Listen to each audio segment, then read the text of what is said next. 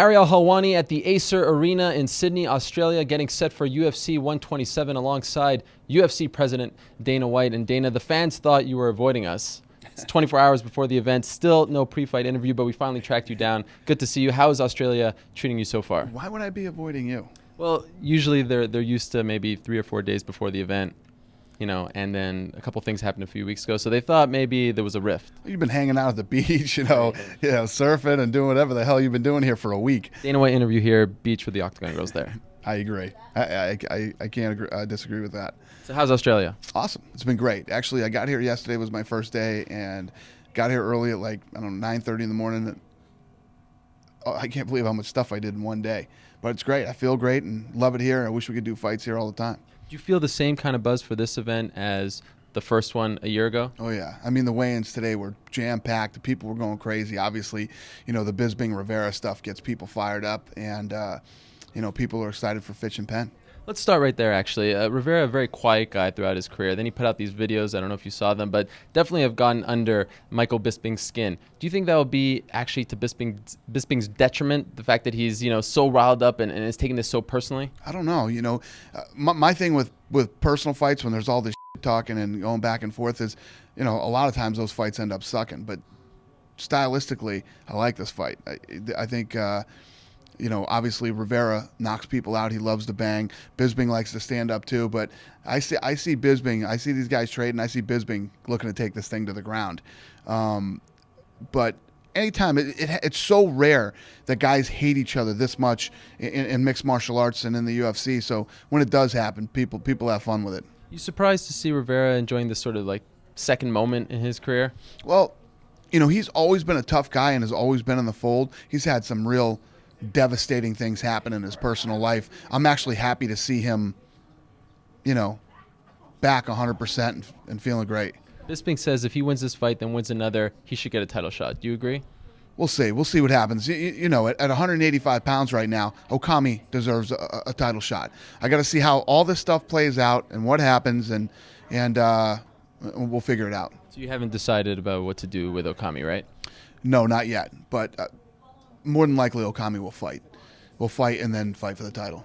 Okay, let's talk about the main event, Fitch and Penn. In your opinion, such an interesting fight. Who has more pressure going into this one?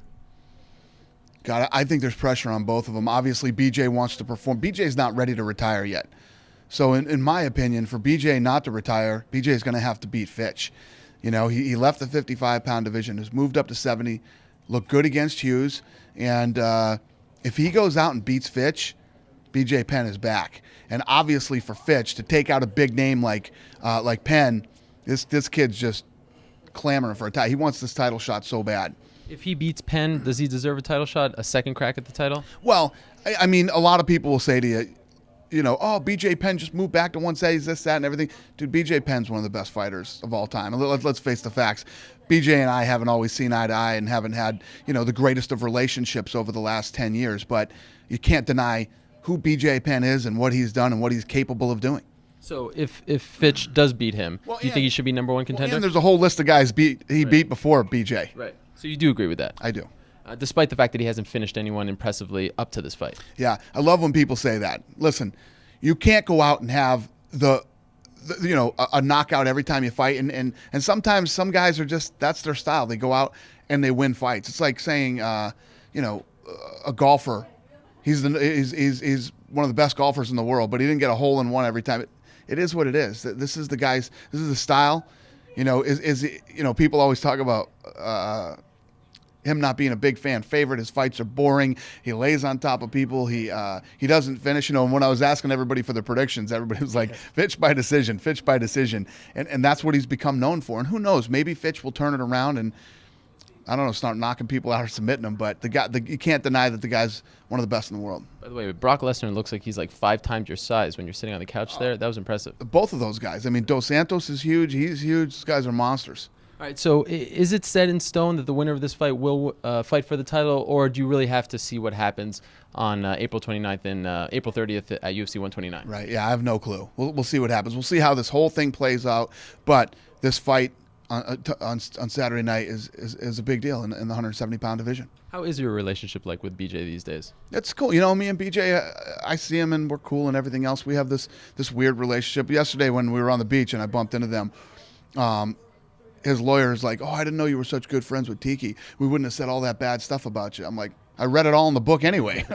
What, you said more that you didn't put in the book? What does Tiki have to do with it? Tiki's helping BJ. Right, but I mean, that doesn't really matter. Yeah. Because me and Tiki are friends, so he, just his way of trying to be funny and, yeah. George Sotiropoulos, the hometown favorite, the home country favorite here. A lot of people here, and talking to the fans, say he deserves a title shot already. If he wins this fight, he's 8-0 in the UFC. That's pretty impressive. How far do you think he is? He's a stud. I'm actually a huge fan of Sotiropoulos. What I love about him is a lot of people, you'll see fights that are stand-up wars and people going at it. He does that on the ground. He's one of these guys that puts on incredible jiu-jitsu ground fights against some of the best in the world. And this is an interesting fight for him. In my opinion, I'm no coach and I'm not telling anybody a game plan, but if I was him, I'd try to get this fight to the ground as fast as I can. But you never know. Let's see what he's got. Stylistically, I love this fight too. All right, we'll end. And I don't know if I answered your question. The kid has ripped off a bunch of wins. Right. He's in the mix. That's a horrible division to be in because there's so many talented guys at that weight. But he's definitely one of the best, and he's definitely in line for a title shot. He's got to win. Right. Saturday, of course. Pettis, Guida, all those guys, exactly. Jim Miller. There's a lot of guys in that division that are very hot right now. Just final question. It's been a few weeks since we've talked to you. We never got your thoughts on your friend Fedor Emelianenko's loss. So I was just wondering what you thought about his performance a couple weeks ago in New Jersey. Yeah, I've been saying it for a long time. I've had all these goofy reporters arguing with me and everything else about where this guy stands in the pound for pound list, and his fans just need to deal with it. Deal with the fact that he's not one of the best in the world. He's not. It's over. And as great as this guy was, it's what I was saying. All that was back in 2005. It's not 2005 anymore. The guy's been inactive, hasn't fought anybody good in a long time, and he looks old, and it's over. It is what it is. He's lost 2 fights in a row. If they came to you right now and said, forget about all the co-promotion stuff, we just want to have a fight in the UFC, do you even do it at this point? The biggest problem is that what all of you can't seem to understand, and I don't know what it was, if I acted like these idiots act, Vadim and these guys, you can't do business with these people. You just can't do business with them. And they've made it very clear, even before he got beat up twice, that they don't want to fight the guys in the UFC. They don't want to. Why would you want to come in here? You saw what happened to him the last 2 fights. Why would you want to come in here and fight these heavyweights when you can go over there and make, you can make a couple $1 million getting beat up by guys that aren't that good? All right, we'll leave it at that. UFC 127 goes down Sunday afternoon here in Sydney, Australia. But don't forget, and as you guys have been reminding everyone all week long, it is live on pay-per-view, 10 p.m. Eastern, 7 p.m. Pacific. Back home in the United States, same situation as always. Of course, John Fitch versus BJ Penn and Michael Bisping versus Jorge Rivera. Yes, Dana. And the prelims on Ion TV for free. And Facebook. And Facebook. What else you got? That's it. That's it.